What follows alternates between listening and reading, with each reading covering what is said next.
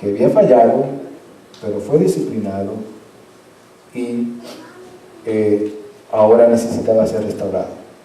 Segunda razón que vemos aquí en el verso 6, me pueden seguir en la Biblia. Estoy en 2 de Corintios 2, 5 y voy en el verso 6. Dice el verso, para el hermano que ofendió, es suficiente el castigo, dice Pablo, que lo impuso la mayoría, aquí se refiere a la mayoría de la iglesia. La segunda razón para brindar perdón es porque el perdón, dice, como dije eso allá, porque el perdón demuestra misericordia. No solamente frustra el orgullo, sino que al perdonar demostramos misericordia, que es lo que Pablo quiere decir en este verso 6. Este verso indica que el hermano ofensor pasó por el proceso de disciplina o disciplinario que le impuso la mayoría, y aquí esto es una referencia a la mayoría de los hermanos en la iglesia de Corinto, tal como Jesús había establecido en Mateo 18, 15 al 17. Sería bueno que anote este verso porque es fundamental para lo que es la disciplina de un hermano en la iglesia. Esto ni se escucha, hermano, hoy día. Yo no sé por qué, yo casi no se predica de estas cosas. Pero Jesús dijo claramente, mire lo que dice Jesús en Mateo 18, 15. Ellos lo que estaban haciendo era obedeciendo lo que Dios ya había establecido de cómo tratar a una persona que se había desviado. Mateo 18, 15 dice, si tu hermano, y este es Jesús hablando, este no es Pedro, ni Juan, ni nadie más. Jesús dice que si tu hermano peca contra ti, primero, ¿qué hay que hacer? Bueno, ve a solas con él y hazle ver su falta. Lo primero que usted hace es eso, hermano. Vete a la persona. Mira, hermano, estás fallando en esto, tú y la persona. Si te hace caso, has ganado a tu hermano. Qué bueno, no hay problema. Pero, como usualmente pasa, no hacen caso de la primera, hermano. ¿Por qué será? No hacen caso de la primera. Como que, no, yo voy a seguir en lo mío. Jesús dice, bueno, strike número 2, el lanzamiento número 2. Pero si no, lleva contigo a 1 o 2 más para que todo asunto se resuelva mediante el testimonio de 2 o 3 testigos. Bueno, llévate la gana, llévate a 2. Vamos a aconsejarle a esa persona, a señalarle su error, su pecado. Pero Jesús dice, el verso 17, que si se niega a hacerles caso a ellos, a los 2 o 3 testigos, pues, tercero, díselo a quién? Ay, qué pena. Pero hermano, es que se va a bochornar. No se debe hacer eso. Bueno, Jesús dice lo contrario. Jesús dice claramente algo. Y hay propósito porque Jesús dice eso. Díselo a la iglesia. Y déjenme aclarar aquí, porque la gente malinterpreta ese punto de decírselo a la iglesia. No es decírselo a la iglesia en forma de bochinche. ¿Sabe algún bochinche? Porque hay bochinche cristiano. Y de colores, y como mentira blanca y cosas así que quieren inventar. No en forma de bochinche. Se le dice a la iglesia, a los hermanos, con el propósito de que, ya que fueron 2 o 3, y no fue uno, no le hizo caso, fueron 2 o 3, no le hizo caso, entonces los hermanos vayan y se acerquen a la persona en forma de amor y digan, pero tú no te das cuenta que tú estás mal, tú te das cuenta que te habló fulano, mengano, ahora toda la iglesia estamos preocupados por ti, cambia, tórnate atrás ese pecado, enderezate. A eso que se refiere. Díselo a la iglesia. Y si incluso a la iglesia no le hace caso, porque hay cabezones, hermanos, en todos lados. Strike número 4. Trátalo como si fuera un incrédulo o un renegado. Pues no te queda otra, hermano. ¿Por qué Jesús dice que lo trate como si fuera un incrédulo?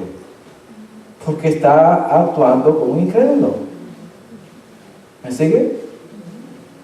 Si parece un conejo, brinque como un conejo, es un conejo. ¿Me sigue?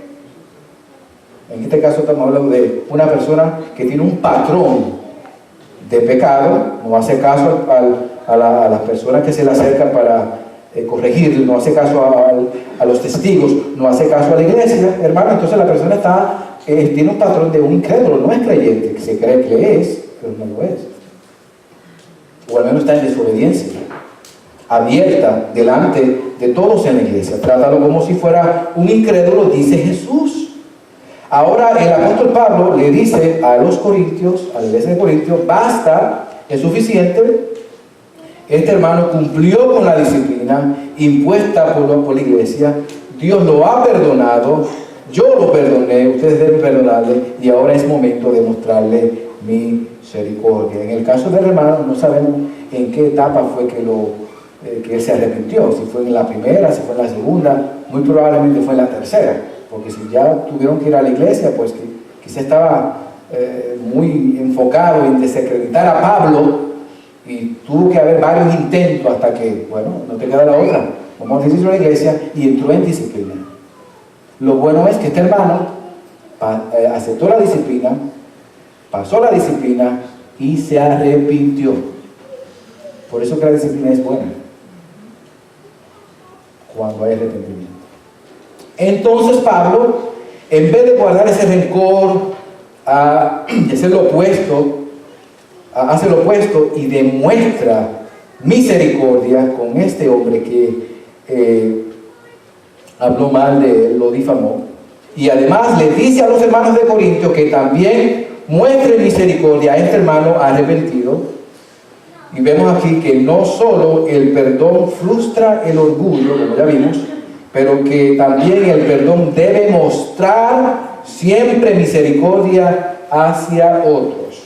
Y un verso que lo dice muy claro es Colosenses capítulo 3, verso 13, y afirma así: que se toleren unos a otros y se perdonen si alguno tiene queja contra otro, así como el Señor los perdonó o nos perdonó, perdonen también ustedes. Hermano, para eso no se necesita interpretación ni textos teológicos de interpretación.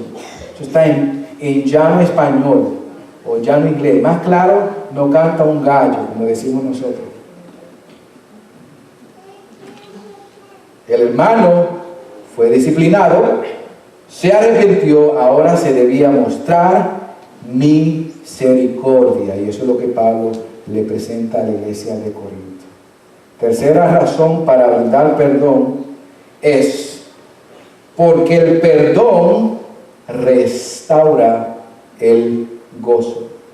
Verso 7, pueden seguirme. Pablo dice: más bien ustedes, la iglesia de Corinto, debieran perdonarlo y consolarlo para que no sea consumido por la excesiva tristeza. Aquí vemos la actitud de que la iglesia se estaba resistiendo a perdonar a este hermano. Y le voy a decir algo, es una reacción normal entre nosotros. Aquel vivió así, hizo aquello, esa vida que lo que hizo es casi imperdonable, decimos nosotros. Y nos resistimos a perdonar a aquella persona que ha pecado y que ha hecho el pecado que sea. Nos gusta dar la disciplina, confrontar a algunos, porque algunos evitan esto también.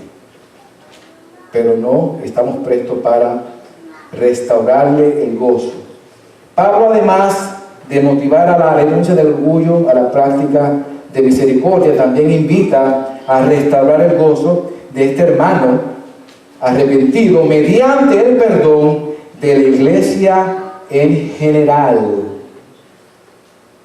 Pablo le indica a la iglesia de Corinto que ahora era el momento de brindar ese perdón y consolar a ese hermano que ya se había arrepentido, con el fin, con el propósito, con la meta de que el gozo perdido por el pecado que había cometido en el pasado y por la disciplina que se le dio, ¿quién se siente alegre cuando le dan disciplina? No, nadie. Pues él no estaba alegre por eso. Entonces fuera ahora restaurado nuevamente. El pecado fue lo que robó la alegría y el gozo de este hombre. Y es lo que pasa siempre. Cuando usted peca o usted vive una vida en pecado, usted no puede tener gozo. Por supuesto. Porque está en contra de lo que Dios demanda, de cómo usted debe vivir. Está en contra de eso. Usted no puede experimentar ese gozo. Y eso le pasó a David. Cuando David cayó en adulterio con Betsabé, en el Salmo 51, verso 12, él dice lo siguiente: devuélveme, le dice a Dios, devuélveme el gozo o la alegría de tu salvación. Pablo les dice que no se excedan a la iglesia de Corinto en restringirle más de lo debido, porque esto iba a consumir a este hermano y lo iba a llevar a una excesiva tristeza que era innecesaria. Ya había pasado suficiente tristeza con el pecado que había cometido, con la disciplina que se le había dado. ¿Por qué castigarlo más? ¿Por qué queremos hacer el trabajo de Dios? Cuando Dios ya estableció lo que tenía que hacer, Él se arrepintió, estaba todo ya hecho en ese aspecto. MacArthur comenta sobre este verso una frase que me gustó y la voy a leer para el beneficio de ustedes. Y él dice que la iglesia de Dios debe disciplinar el pecado. Esa palabra no se escucha en nuestros templos. Yo le hablo de la experiencia mía. Raro que usted escuche a un pastor hablando de disciplina en la iglesia. No es conveniente para muchos. No gusta. La iglesia debe disciplinar el pecado que hay dentro de ella. Pero no podemos negar a la persona penitente el perdón. Sin importar cuán serio pueda haber sido su pecado, si la persona peca 70 veces, que es lo que dice Jesús le contestó a Pedro, 70 veces, que significa no tiene fin, nosotros debemos perdonarla cada vez, así como Dios nos perdona cada vez a nosotros. Sería una hipocresía de nuestra parte recibir el perdón de Dios continuo, que lo recibimos cada día, porque pecamos cada día, y no dar ese perdón a otro. Hipocresía total. Egoísmo. Entonces, resumiendo este punto, una vez que haya arrepentimiento, el ofensor debería ser restaurado, fortalecido instantáneamente, como dice Pablo, para que no sea consumido por la excesiva tristeza. Vemos entonces que perdonar es frustrar el orgullo, mostrar misericordia y restaurar el gozo del ofensor que ya se arrepintió. Cuarta razón para brindar perdón. El verso 8 dice: por eso, Pablo le dice, les ruego que reafirmen su amor hacia Él. Cuarta razón para brindar perdón es porque el perdón afirma el amor. El perdón afirma el amor. Ya en este punto el apóstol Pablo está intercediendo a favor de este hermano. Ustedes ven que sigue intercediendo, de este transgresor que ya se había arrepentido. Por eso usa la frase te ruego. Fíjese, Pablo no tenía que decir ahí te ruego, para nada. Pablo era el gran apóstol Pablo, y el ofendido había sido él, no ellos. Sin embargo, Pablo intercede por este hermano y dice: les ruego a ustedes, hermanos. ¿Qué les ruega? Bueno, dice aquí que la iglesia lo reafirme en amor a este hermano. Ya no es tiempo de atacar y darle, no, ya se hizo eso. Es momento de abrazarlo y amarle. ¿Cómo? ¿Cómo se debía de reafirmar? En este caso particular. En este caso, probablemente implica hacer un anuncio público. Así como este hermano fue disciplinado públicamente y la iglesia sabía de lo que había hecho este hermano, ahora era tiempo de restituirlo y hacer una presentación pública en amor para que la iglesia viera el valor de lo que era perdonar. ¿Me sigue? Eso debía quedar plasmado en la iglesia. No solamente el castigo, mira, que se quede el hermano con esa mancha del pasado, de la disciplina, y que todo el mundo sabe el bochinche de lo malo que hizo. No, ahora hay que limpiar eso, porque se arrepintió de verdad. Y públicamente que si recibimos a nuestro hermano o hermana en amor.